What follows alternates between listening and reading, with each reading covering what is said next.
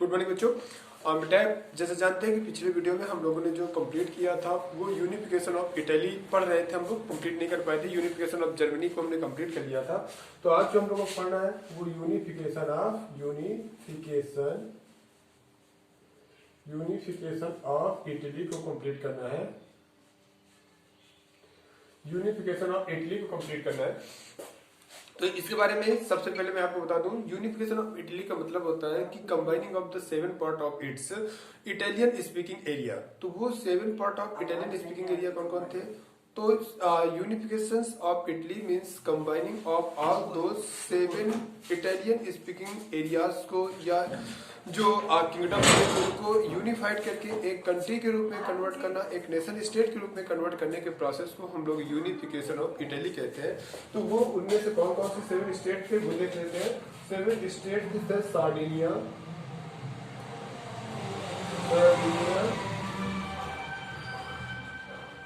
पार्डोमेंट,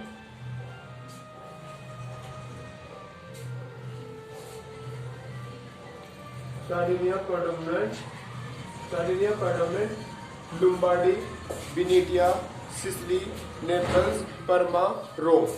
तो मैं आप लोगों को समझा रहा था कि यूनिफिकेशन ऑफ इटली के प्रोसेस में हमारे 7 पार्टों को कंबाइन करके एक कंट्री, एक नेशन स्टेट के रूप में कन्वर्ट करने के प्रोसेस को हम लोग यूनिफिकेशन ऑफ इटली कहते हैं।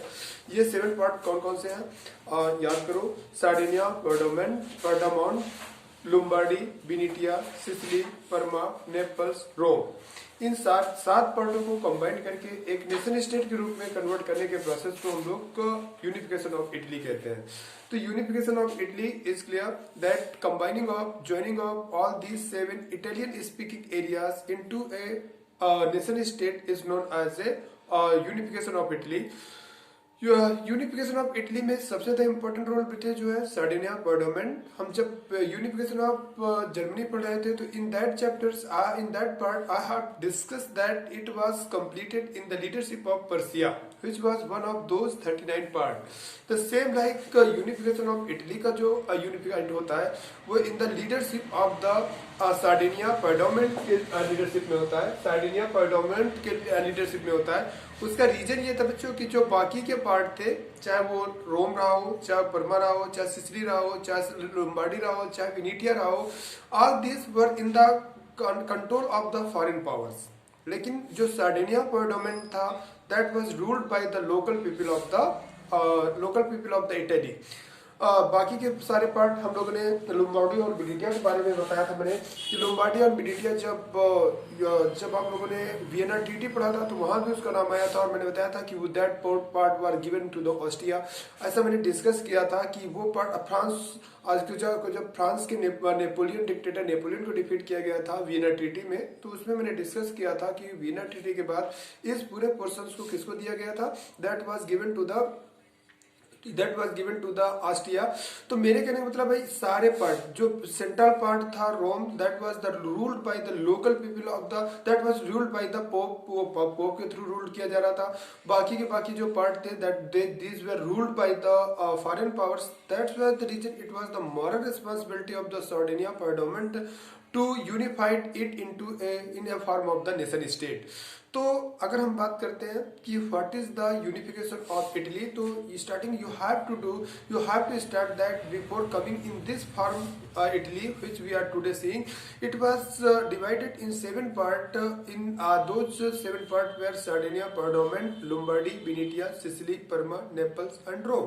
ये जो 7 पार्ट थे, इन 7 पार्ट को ज्वाइन करके एक नेशन स्टेट के कन्वर्ट करने के प्रोसेस को ही हम लोग बच्चों क्या कहते हैं, यूनिफिकेशन ऑफ इटली कहते हैं। It is known as a unification of the Italy. तो इन 7 पार्ट को ज्वाइन करने में कुछ लोगों का इंपॉर्टेंट रोल रहा, जिसमें जेसप मैजनी का बहुत ज्यादा इंपॉर्टेंट रोल था। Giuseppe Mazzini, Garibaldi and Camillo di Cavour, इन लोगों का बहुत ज्यादा इंपॉर्टेंट रोल था। They have played very important role. तो सबसे पहले हम जेसप मैजनी के बारे में पढ़ते हैं कि जेसप मैजनी का क्या रोल था, फिर गालबर्दी के बारे में पढ़ते हैं और फिर कैवर के बारे में पढ़ते हैं। तो जेसप मैजनी के बारे में मैं डिस्कसिंग यू कि जेसप मैजनी इटली का एक रिवोल्यूशनरी बंदा था। He was a revolutionary person of the Italy. And आप लोगों को अगर याद हो तो जब मैं आप लोगों को वियना ट्रीटी पढ़ा रहा था तो वियना ट्रीटी का जो हेड था ड्यूक मेटरनिस, जो कि चांसलर ऑफ ऑस्ट्रिया था, उसने कहा था उसने कहा था कि दुनिया का the most dangerous person of the world is the most dangerous person of the world is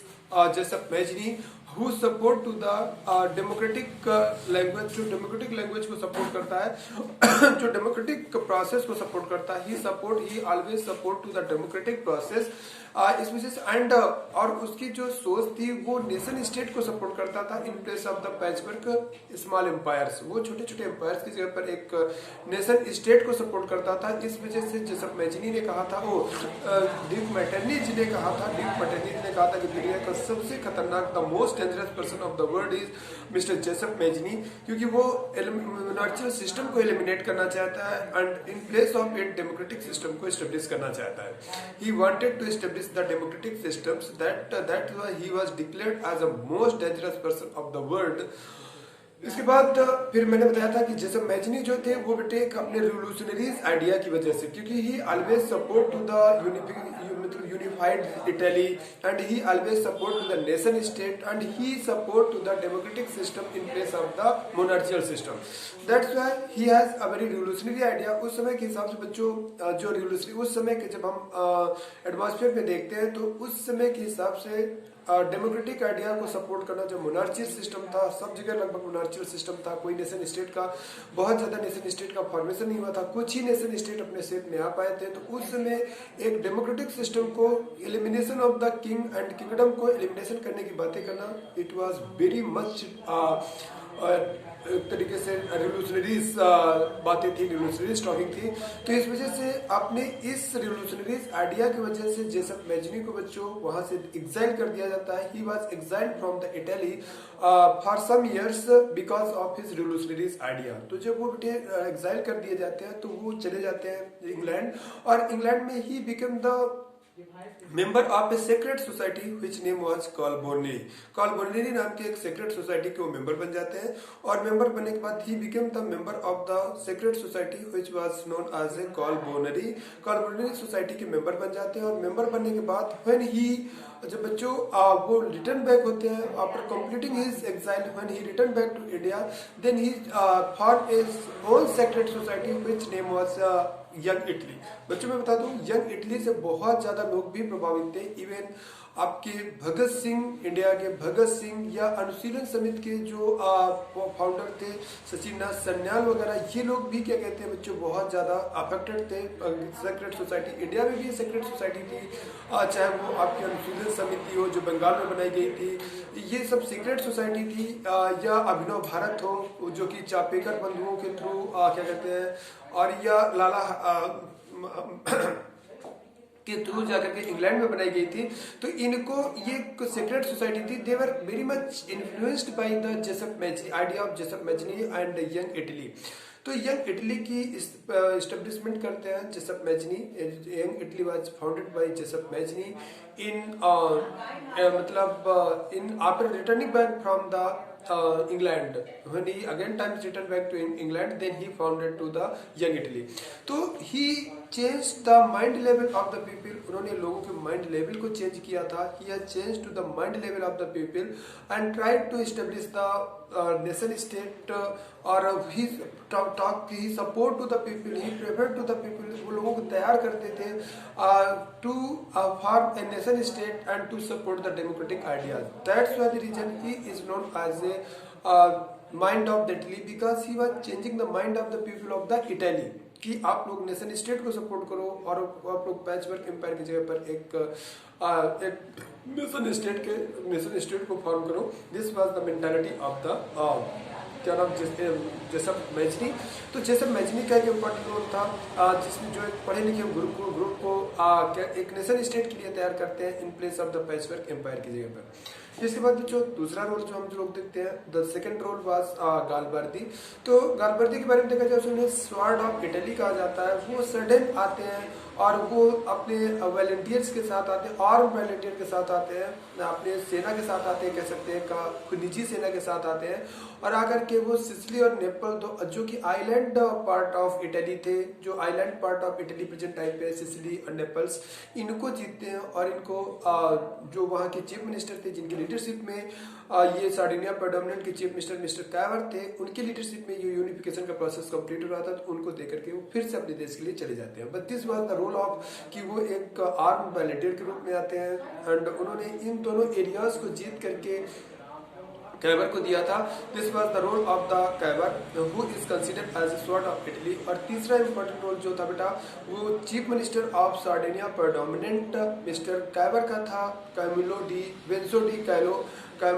बेंसो D Cavour जो था, उनका रोल था, जो कि chief minister of Sardinia Piedmont के थे। तो सार्डिनिया प्रेडोमिनेंट के जो किंग थे विक्टर एनेमुअल सेकंड की लीडरशिप में यूनिफिकेशन ऑफ इटली को परफॉर्म किया जाता है। Unification of Italy was completed in the leadership of mister Victor Emmanuel second. तो Victor Emmanuel second has declared that there is two things which is very much necessary for the unification of the Italy, that is the foreign help as well as the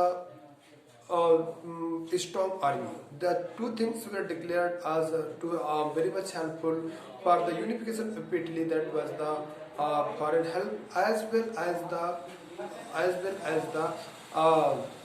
एक strong army. ये दो चीज़ों को उन्होंने कहा था कि ये बहुत ज़्यादा इंपॉर्टेंट थिंग्स है। मुझे थोड़ा वीडियो बड़ा हो रहा है, इस वजह से हम इसको थोड़ा रोक देंगे, इसके आगे से हम सेकंड वीडियो में भी बताते हैं, वरना कंप्रेस करने में थोड़ा दिक्कत होती है। Okay, thank you.